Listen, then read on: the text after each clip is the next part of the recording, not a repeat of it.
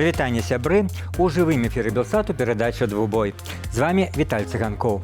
«Двубой» – гэта дыскусія, спрэчка, аргументы, эмоцыі. Удзельнікі праграмы – людзі, якія маюць розныя погляды і падыходы да нейкай праблемы. Тэма сённяшняга «Двубоя» – ці патрэбна беларусам рэлігія і што нясе грамадству шматканфесійнасць.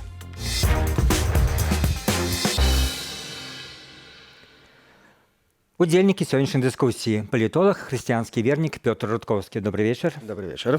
І палітолог, сацыял-дэмакрат, агностик Сергей Марцалю. Прывітанне. Добрый вечер. Коротка апішым погляды апанентаў наступным чынам. Хрысціянства, калі і лжывае, не мае ніякага значэння, а калі праўдзівае, то мае бясконцае значэнне, казаў ірландскі пісьменнік Клайв Льюіс. Хрысціянства – гэта выклік, нешта, што прымушае рабіць выбар і ўвесь час яго ўзнаўляць. Менавіта ў гэтым я бачу каштоўнасць хрысціянства як для Беларусі, так і для ўсяго свету, кажа Пётр Рудкоўскі. Рэлігійныя інстытуты могуць быць інструментам уплыву на ўнутраную палітыку Беларусі з боку трэціх дзяржаваў. Таксама рэлігія ў аўтарытарных дзяржавах выкарыстоўваецца кіроўным рэжымам для фармавання грамадскай думкі на сваю карысць, сцвярджае Сергей Марцалю. Ну што ж, але перад пачаткам дыскусіі давайце паглядзім сюжэт Віталя Бабіна, які прадставіць тэму сённяшняга «Двубою».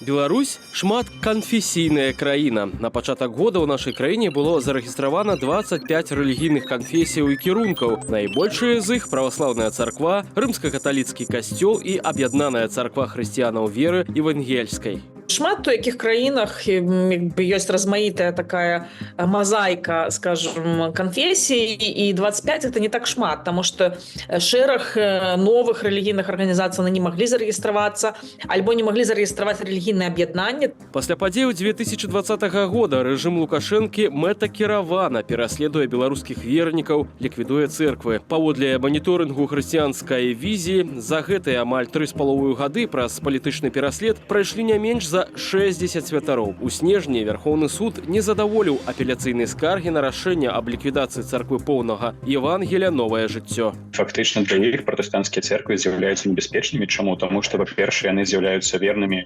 пропаведзі Евангелія хрысціянскаму вучэнню, што гэта не проста час, яны не прымаюць рашэння просто казаць нейкую кан'юнктуру, каб захаваць сябе. Рэпрэсіі зазнаюць і праваслаўныя святары, якія выступаюць супраць гвалту вайны ва ўкраіне. У той жа час беларуская праваслаўная царква актыўна падтрымлівае дзейныя ўлады. Мітрапаліт Веніамін сустракаецца з Лукашэнкам, асвячае амапаўцаў. А прадстаўнікі Свята-Елісаветінскага манастыра збіраюць грошы на патрэбы расійскіх вайскоўцаў ва ўкраіне. Праваслаўная царква такая ў традыцыі РПЦ, тым больш яна заўсёды лажыцца пад уладу і стараецца як бы ўсём быць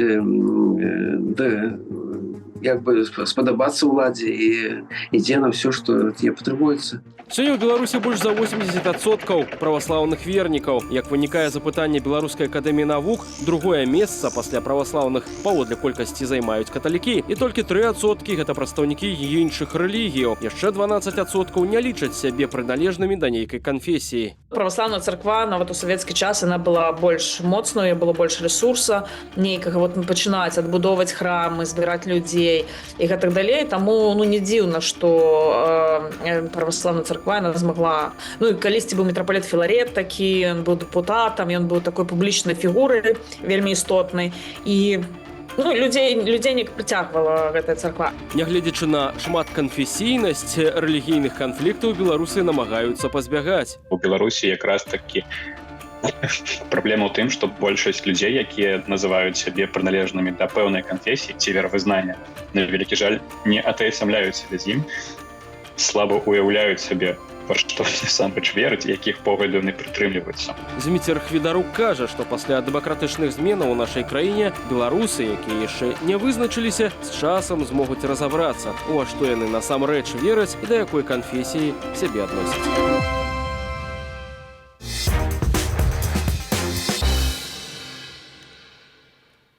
Што ж, вечная тэма, вечныя пытанні. Будзем шукаць сёння адказы з нашымі ўдзельнікамі. І паводле традыцыі «Двубоя» спачатку па адной хвіліне традыцыйна выказаць сваё стратэгічнае стаўленне да азначанай тэмы «Двубоя». Калі ласка, Пётр Рудкоўскі. Я пачну здалёк. У 2004 годзе, будучы тады яшчэ студэнтаў, я натрапіў на адзін такі вялікі інтэрнэт-форум. Гэта быў форум легендарнага партала Тутбай. Што звярнула мою ўвагу тое, што рэлігійныя тэмы там былі аднымі з найбольш папулярнымі. Прайшло 14 гадоў, у 2018 годзе ўжо ў рамках экспертных зацікаўленняў зноў звярнуўся да гэтага партала гэтых форумаў і надалей рэлігійная тэматыка амаль абсалютны лідар у плане папулярнасці. Ці гэта азначае, што беларусы вельмі рэлігійныя? Не, нават на фоне еўрапейскіх грамадстваў яны не асабліва рэлігійныя, але справа менавіта ў наступным. На маю думку, што рэлігія – гэта перадусім выклік, гэта крыніца базавых пытанняў. Вось у гэтым і бачу вартасць рэлігію, прыватнасці хрысціянства для Беларусі і для свету. Дякую, амаль дакладна. Хвілінка. І зараз, Сергей, хвіліна, каб вы выказалі свое ставленне. В авторитарных государствах религия часто становится служанкой идеологии. Первые парамилитарные организации в Беларуси с 2010 по 2020 год, состоящие из белорусских юношей и девушек, пророссийские парамилитарные организации создавались при непосредственном участии Белорусской православной церкви Московского патриархата и Россотрудничества. К сожалению, обслуживание государства, государственного режима правящего не обошло и другие конфессии. В 2006 году в Беларуси появился новый политзаключенный, выпускающий редактор газеты «Сгода» Александр Движков. Формально его осудили на 3 года лишения свободы, потому что духовный руководитель белорусских мусульман якобы написал заявление в Комитет по делам религий с требованием наказать журналиста за публикацию карикатур на пророка Мухаммеда в газете «Сгода». На самом деле духовный руководитель впоследствии это отрицал. Таким образом, власти просто наказали Движкова за поддержку кандидата в президенты Александра Козулина в кампании 2006 года, и вольно или невольно белорусские мусульмане в лице их руководителя им в этом помогли. Дякую, Сергей. Ну што ж, будзем спрабаваць шукаць ісціну, будзем спрабаваць асвятляць все бакі гэтай праблемы. І, Пётр, можа быць, першае пытанне вам. Вы кажаце пра рэлігію в нейкім такім, я б сказаў, філасофскім сэнсе, глыбокім сэнсе, што нам дае выклік, але мы жывем в рэальным грамадстве, дзе, як слушна заўважыў Сергей, як мы все ведаем, любая рэлігійная канфесія ў нашай Беларусі так ці іначай мае свае адносіны да ўлады, праяўляе іх. І вот в гэтым сэнсе, можа быць, нам найбольш цікава пагаварыць. Ці з'яўляюцца гэтыя адносіны незалежнымі, ці чамусьці кожная канфесія в той ці іншай ступені так ці іначай падпарадковваецца ўладзе і становіцца элементам ее ідэалагічнай абслугі? Ну, што тычыцца філасофскай пастаноўкі справа не зусім так, но тое, што тэматыка рэлігіі закранае, стварае выклік для многіх людзей, што праяўляецца менавіта ў такой актыўнасці на тых самых інтэрнэт-форумах. Гэта папросту факт. Тое, што я, як і многія іншыя, таксама ўспрымаюць гэта як своеасаблівы экзістэнцыяльны выклік для нас. Гэта таксама рэч, которая проста з'яўляецца прадметам досведу. Ну, а што тычыцца палітыкі беларускай дзяржавы, ўзаемаадносінаў беларускай дзяржавы з канфесіямі, ну, яны выбудаваны водле логікі аўтарытарызму. Значыць, на пэўным этапе былі больш-менш падзеленыя сферы адказнасці і панаваў такі кансэнсус, што ўлада занадта моцна не інгеруе пры ўмове, што цэрквы паводзяць сябе нелаяльна, прынамсі нейтральна ў стасунку да дзяржаўнай палітыкі. Пасля 2020 года шмат што ў гэтым змянілася.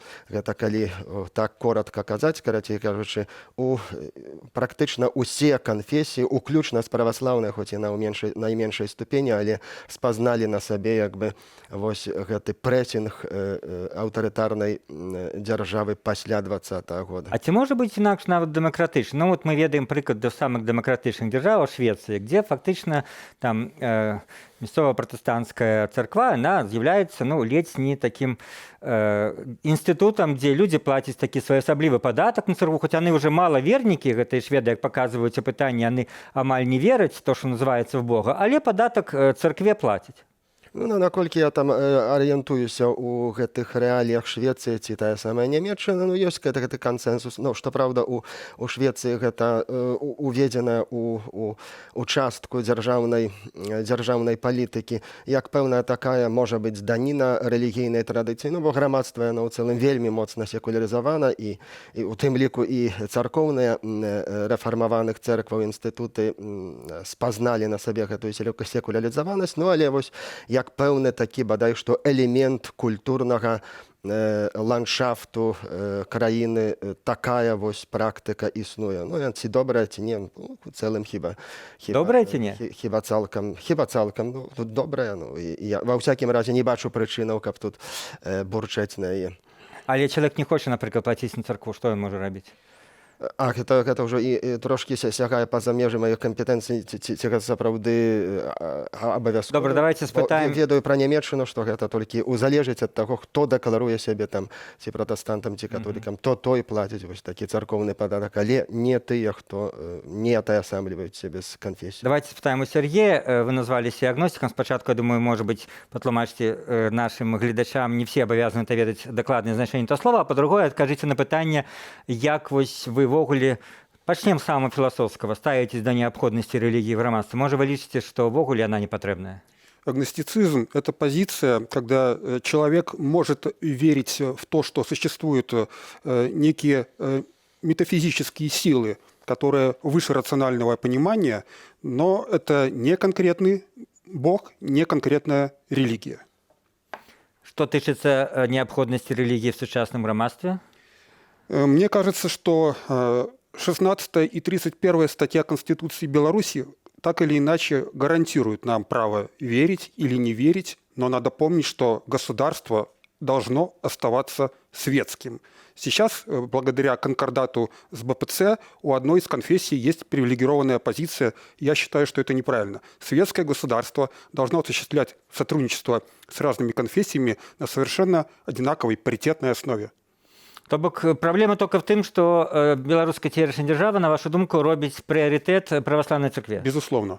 А каб яна ставілась да ўсіх роўна, вы бы, як нават агностик, не бачили в этом проблемы? Нет, разумеется, потому что 48% жителей Беларуси декларируют себя так или иначе верующими, и от этого факта трудно уйти. То есть уйти от диалога с конфессиями не получится, но при этом государство не должно никого выделять, и, повторюсь, оно должно быть светским. Ой, у меня трошки іншыя лічбы. Ну, ведаеце, мы можем спрачацца па лічбах.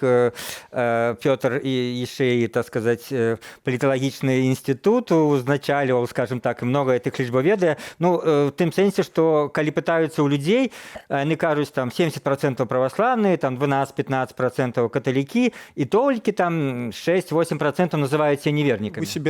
Вы от общего количества верующих мерите, а я говорю от всего взрослого населения. 48% населения Беларуси декларируют себя как верующие люди. Ну, можа быць. Ну, у рамках апошняга апытання сусветнага агляду каштоўнасцяў то было 74%, которые назвалі сябе веруючымі. Я дапускаю, што у рамках розных апытанняў, у залежнасці ад пастаноўкі пытанняў, могуць быць нейкія варыяцыі, хаця трошкі дзіўна было б, калі аж такая великая... 48% не просто верующих, а именно православных. 82% православных от общего количества верующих, так. И 48% православных от общего 70, количества... якія назваліся верниками. Может быть, так. И давайте после невеликой паузы патлумачым, спробуем разобраться, что это означает православный верник в Беларуси.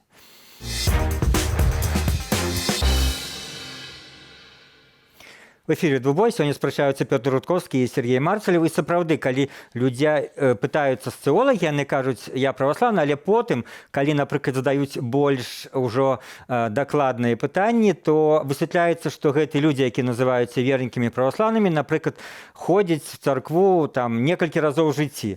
Дзе-небудзь на веселлі, дзе-небудзь, можа быць, на пахаванні, і ніяк не з'яўляюцца актыўнымі вернікамі. Ці можна такіх людзей ввогуле называць вернікамі, ці проста яны, можа, тое саме себе, ну, з некай традыцыяй, і фактычна яны не могуць сказаць, што такое сімвал веры, яны не могуць сказаць на самыя прымітыўныя пытанні пра, ну, там, Біблію ці пра нейкія галоўныя прынцыпы хрысціянскага веравызнання, але называюць себя праваслаўнымі.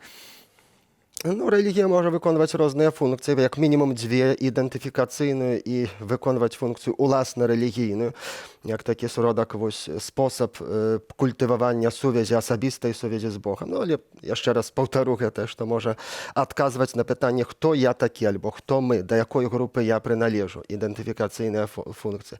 Ну, у выпадку праваслаўных сапраўды для пераважнай большасці беларускіх праваслаўных, то быццё веруючым, альбо быццё праваслаўных, гэта ў першую чаргу, гэта ў асноўным ідэнтыфікатар, а уласна рэлігійная функцыя уласцівая, ну, прыблізна 20 плюс-мінус адсоткам.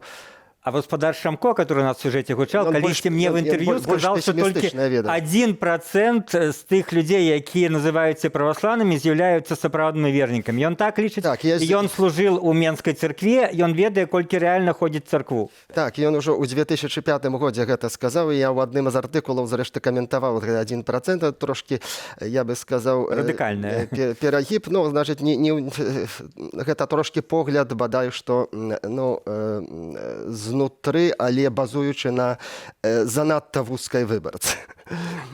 Сергей, вот як вы лічыце, як праяўляецца гэта рэлігійнасць? З'яўляецца оно вот нейкай проста ідэнтыфікацыяй, ці, можа быць, калі казаць больш шчыра і прама, нейкай фікцыі, калі людзі проста заяўляюць пра гэта ад таго, што так прынята, ад таго, што так все гавораць, а не ад таго, што ён мае нейкія рэальныя рэлігійныя перакананні? Если, я так понимаю, четкое разделение на верующих, практикующих и непрактикующих. То есть те, кто еженедельно осуществляет религиозные обряды в принятый для этого день, то есть их можно отнести к практикующим.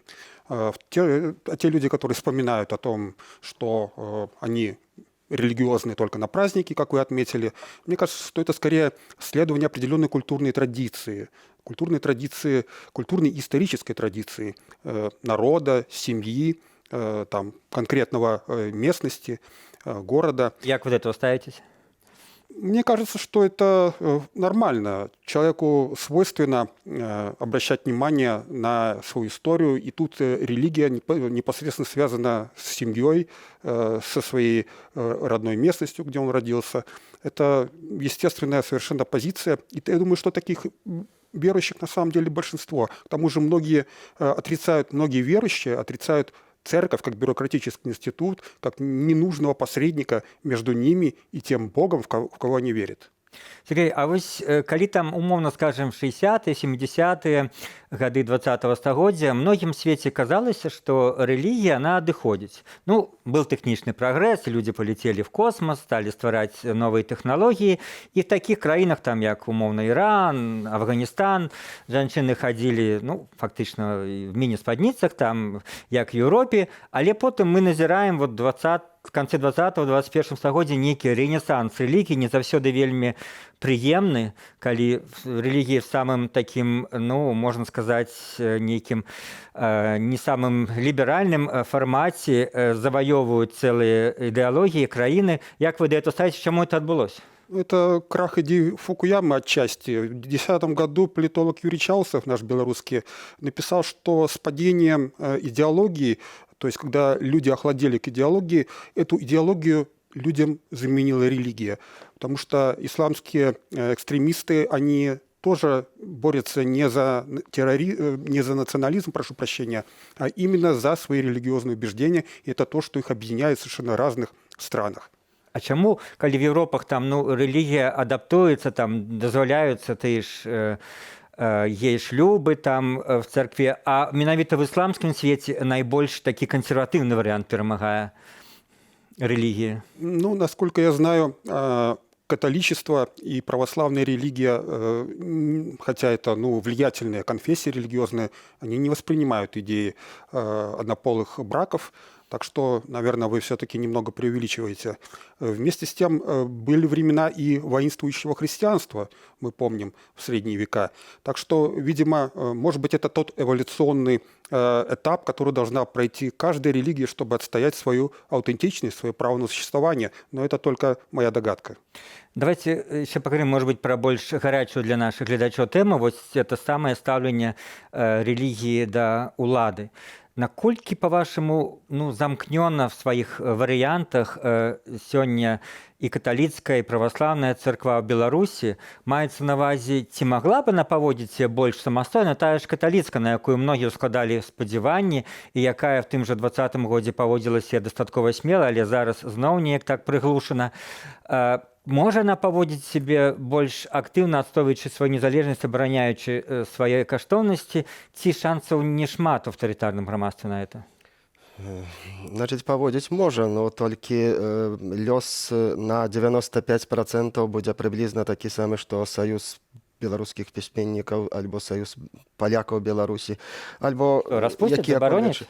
Гэта будзе, па-першае, інтэнсіфікацыя рэпрэсіяў, і улады і на гэтым этапе раз-пораз, ну мы добра ведаем, што раз-пораз даюць аб гэтым знаць, што ў разе чаго мы можам запусціць яшчэ большыя рэпрэсіі, хоць яны ўжо на гэтым этапе вельмі адчувальныя, вельмі вострыя, практычна кожны месяц чуваць пра тое, што тыя ці іншыя святары альбо прадстаўнікі альбо царкоўныя актывісты розных канфесій, у тым ліку каталіцкай, арыштаваныя альбо выклікаюцца на допыты. У выпадку спробы заняць выразна канфрантацыйную пазіцыю, ну, значыць, напэўна, рэжым не падзе у гэтым выпадку, ну, а амаль, напэўна, адбудзецца раскол, напрыклад, каталіцкага касцёла, бо гэта такі пазначаецца як такі своеасаблівы кандыдат на магчымую такую сілу, которая магла б кінуць выклік рэжыму. Ну, па аналогіі вось да таго, што адбылося ў Кітаі, у камуністычным Кітаі, ну, вось такая заняцце канфрантацыйнай пазіцыі, ну, прывяло да таго, што ўтварыўся афіцыйны падземны касцёл. Там трэба улічваць, што сапраўды толькі 10% вернікаў каталікі, ну, ці трошкі больш. Гэта таксама абмежовае, безумоўна, дзеянне касцёла.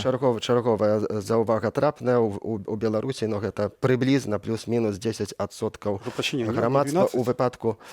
Не, ну, тут гэта дакладную лічбу тут складана акрэсліць, але плюс-мінус тут можна трымацца. У выпадку Польшчы, Польскай Народнай Рэспублікі, маю на ўвазе камуністычныя часы, царква вельмі моцная, царква даміноўная, тым не менш уладам... Адзіная, ну, скажем, былі де-факта у значнай ступені. Вось, тым не менш, уладам у 50-е гады удалося цалкам такі сур'ёзны раскол унесці ў гэтую царкву. Прыблізна больш за 10% духавенства утварала вось такую фракцыю ксяндзоў-патрыётаў, которая вот... Але ўжо 80-е за час салідарнасці яны ўжо баяліся змагацца з каталіцкай царквой, і папа прыязджаў у Варшаву і выступаў смела пры яшчэ пры камуністах. Так, ну гэта ўжо зусім іншы кантэкст, хоць тут таксама ёсць свае нюансы. Царква надалей, нягледзячы на такую нашмат мацнейшую пазіцыю, чым цяпер у Беларусі каталіцкая царква, паводзіла сябе ўсё ж такі даволі асцярожна ў цэлым. Так, часам ёсць такі міф пра тое, што ў часы салідарнасці 80-е гады там царква ледзь не авангардам апазіцыі была, далёка не так. Мне цікава пытанне, абодвум суразмоўцам задам, што ці в шырокім сэнсе філасофскім і в нашым канкрэтным беларускам, ці з'яўляецца царква тым інстытутам на сёння, які спрыяе, ну, нейкім добрым маральным нормам грамадстве, спрыяе прагрэсу, ці, як вот вы прыводзілі прыклад, тыя ж праваслаўныя збіраюць там сродкі і нават рэчы для расійскіх войскаў у Донбасе, ввогуле падтрымліваюць расійскую вайну ва Ўкраіне, ну, што выразна кажа пра іхнюю зусім не прагрэсіўную пазіцыю.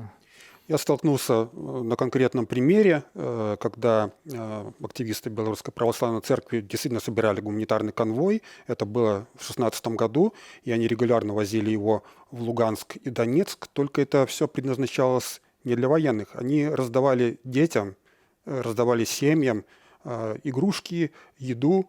То есть вот, ну, наблюдая это со стороны, мы с польским коллегой-журналистом делали репортаж об этом, о белорусских волонтерах, которые помогают по обе стороны фронта.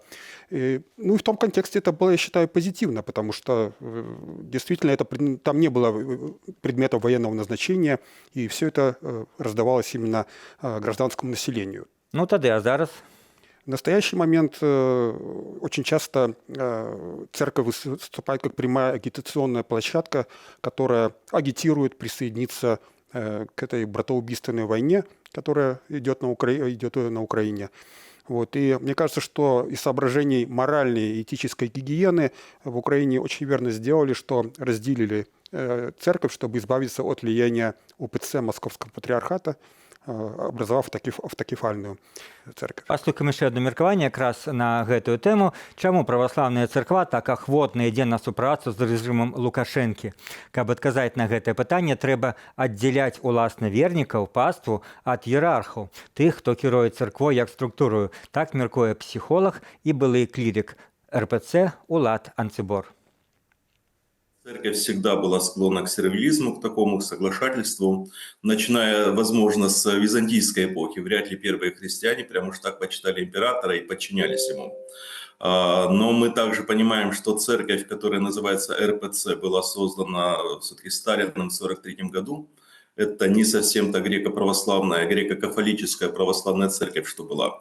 Поэтому исторический аспект присутствует. Иерархи часто руководствуются такой целесообразностью, им просто выгодно взаимодействовать с властью ввиду какого-то особого социального контроля над своей паствой, привилегии, которые они имеют, и многие-многие другие. То есть им это выгодно.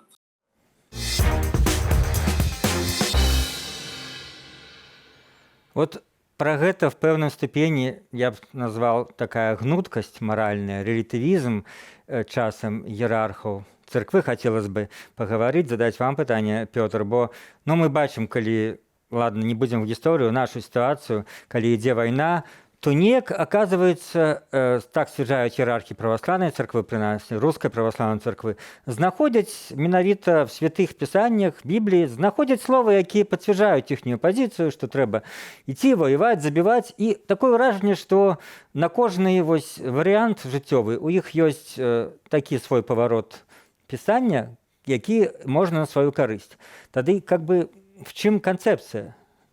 Ну, в чым канцэпцыя? Я не магу адказаць вельмі агульнае пытанне. Там у Бібліі то можна знайсці шмат чаго і пацвердзіць шмат чаго, калі... То бок хрысціянства твая магчымасць і за вайну, і за мір, і забівай, і не забівай, калі трэба. Біблія не з'яўляецца зборам гатовых нормаў. Гэта крыніца пэўных ідэяў, которые патрабуюць узнаўлення, інтэрпрэтацыі, канфрантацыі з сумленнем такім, якое яно цяпер ёсць у дадзенай сітуацыі. Вось. Якая канцэпцыя у праваслаўнай царквы? Зразумела, што у сувязі з тым, што гістарычна яна вельмі моцна павязана з маскоўскім патрыархатам, і пранікнута гэтай культурай усярускасці, рускага міру, то утрыманне Беларусі, прынамсі Беларусі, таксама Украіны і іншай, усяе гэтай прасторы у арбіце Масквы. Вось калі казаць пра такую культурніцкую місію, яна тут прысутнічае. Але прысутнічае таксама і ўласна рэлігійная місія. Тут нельга казаць, што там яна абсалютна выключна з'яўляецца такой структурай там імперскай. Там ёсць літургія, служыцца, праслаўляецца Бог, людзі моляцца і... Можа, это форма, сутнасць галоўная, любі сваю дзяржаву, любі сваю ўладу? І ўсё? У кагосьці, можа, так ёсць, но тым не менш вернікаў некалькі тысячаў, калі казаць уключна з намінальнымі, то каля 7, не тысячаў, 7 мільёнаў, калі казаць там пра глыбока веруючых, канешне, нашмат меней, но тым не менш, для абсалютнай пераважнай большасці іх, таксама як і большасці католікаў і хутчэй за ўсё пратэстантаў, з'яўляецца першасным у рамках рэлігіі. Гэта вось повязь з Богам, гэта удзел у літургіі і так далей. Палітычнае вымярэнне не з'яўляецца адзіным альбо асноўным вымярэннем царквы. Сергей, вы хотели задать питание, как раз это жанр нашего двубоя, коли сегодняшний день задаете одному питанию. У меня был не вопрос. Я хотел с репликой можете объединять. В дополнение к сказанному известно высказывание привести, что не сделал русский солдат со штыком, то завершит русский учитель и русский поп. Это к тому, что действительно православная церковь один из самых мощных инструментов распространения имперской идеи современной Московии. Мы переходим к вопросу. Да, калі вас саспела. Как вы считаете, какова будет тенденция в ближайшие десятилетия? Будет ли уменьшаться количество верующих с развитием научно-технического прогресса в Беларуси? Либо это будет статическая цифра, либо оно, напротив, будет увеличиваться? Наконт Беларусі не ведаю. Я думаю, што не будзе павялічвацца колькасць веруючых. Ва ўсякім разе, мяркуючы па апошняй дэкадзе, адбываецца павольны спад тых, которые лічаць сябе веруючымі. Ну, вось тут важнае слово «лічаць сябе», называюць сябе веруючымі. Вось, хаця адначасова заўважу адзін момант, што па меры зніжэння колькасці лічачых сябе веруючых узрастае колькасць глыбока веруючых. Это вось тых, которые, напрыклад, моляцца як мінімум раз у дзень альбо некалькі разоў у дзень. Вось гэты адсотак, ён значна павялічыўся. Ну, ён, канешне, надалей з'яўляецца вельмі невысокім, але рэч у тым, што тэндэнцыя ідзе на павелічэнне. Поэтому тое, што я цяпер канстатую, і хутчэй за ўсё гэта, не ведаю, ці 10 гадоў, але бліжэйшыя гады гэта працягнецца, гэта змяншэнне павярхоўнай рэлігійнасці на карысць паглыбленых пазіцый. З аднаго боку паглыбленай рэлігійнасці, з другога боку атэізму. Гэта значыць, тыя людзі, которые лічаць, што Бога няма, яны не саромеюцца гэта прызнаць, стараюцца быць паслядоўнымі ў гэтым. І наадварот, узрастае колькасць тых, которые, паколькі вераць у Бога, то лічаць, што гэта павінна праяўляцца, напрыклад, у штодзённай малітве. Вось гэты тренд даволі цікавы. Пётр, ваше пытанне агностику. Агностыку пытанне такое. Ці магу ў двух этапах задаць? Конечно. Гэта Только недоўга. навеянае вось гэтым кейсам з газетай «Згода». Так, добра памятаю той кейс. І думаю, што мы тут пагаджаемся ў дыягназе самой гэтай сітуацыі. Гэта палітычна матываваная, як бы сітуацыйная, як бы помста на чалавеку. Тут складана нават у такіх рэлігійных катэгорыях гэта патлумачыць. Але так больш шырока, бо ўсё ж такі і дыскутуем наконт будучай Беларусі, новай Беларусі. На вашу думку, ці патрэбна нешта такое, як забарона абразы рэлігійных пачуццяў? О, цікаво. Я считаю, что санкции за подобное правонарушение не должны быть такими жестокими. Это касается не только случая со Сдвижковым и со Сгодой, это касается девочек, которые станцевали в православной церкви в Москве. Им тоже присудили реальный срок лишения свободы. Я считаю, что подобного быть не должно. А вы лічыце это правопарушэннем, в принципе? Я считаю это правонарушением, а не преступлением. То есть тут должна быть, разумеется, наказание. Это может быть крупный штраф, либо нечто подобное, либо общественные работы, либо даже административный арест. Но ни в коем случае это не должно быть настолько жестоко трактовано. Потому что то, что для одних является нарушением чувств верующих, для других является проявлением свободы слова и мысли. Я просто здзіўлены, што ўвогуле вы лічыце, што это правапарушэнне. Может быть, паколькі тут так глыбока можна зарыцца, любую рэч, сказаную крытычна в адрес рэлігіі, воспрымаць як абразу пачуцця вернікаў. Хто правядзе эту рысу? Нет, я бы повторюсь, что с моей точки зрения то, что произошло в Москве тогда с этими девочками, я был целиком на их стороне, но если смотреть на это полностью сквозь пальцы, тогда свобода этих девочек явно не закончится там, где начинается свобода людей верующих, которые собрались в своей церкви. То есть поэтому должна быть разграничительная линия но ни в коем случае нельзя за это настолько жестоко карать. Еще одна важная проблема, якую абавязкова трэба закрануць, это вот мы кажам пра церквы, якія пануюць Беларусі, найбольш масавае прадстаўніцтва маюць, і цэнтры якіх знаходзяцца не в Беларусі.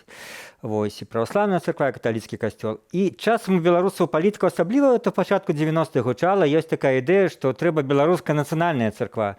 І позірк гэтых людзей звяртаўся да грэка-каталіцкай царквы, якая традыцыйна калісьці ахінала большасць беларусаў у час Великого княства Літоўскага. Як, па-вашаму, вы ставіцесь да этой ідэі в ідэале, ну і в канкрэтна нашай сітуацыі? Ну, тое, што рэлігія з'яўляецца інтэрнацыянальнай, міжнароднай з'явай, я ў цэлым лічу станоўчым момантам. Аналагічна добра, як што навука з'яўляецца, мае міжнародны характар, адкрыты характар, што медыцына мае міжнародны характар, не В Англії нацыянальны. англіканская царква, іх не ўласная для Англіі. Значыць, я не хочу сказаць, што это абсалютнае зло, але лепей, калі гэта мае такі адкрыты характар. Канешне, яно можа мець негатыўныя моманты. Акурат чаму гэтае пытанне ўстае ў нашым рэгіёне ў выпадку Беларусі, Украіны, яно вельмі актуальна, канешне, тады, калі цэнтрам царквы з'яўляецца Масква, а Масква паводзіць сябе так, а не інакш. Кремль вядзе агрэсіўную пазіцыю і выкарыстоўвае праваслаўную царкву як мяккую сілу, а часам нават як такую зацвярдзелую сілу, то, канешне, гэта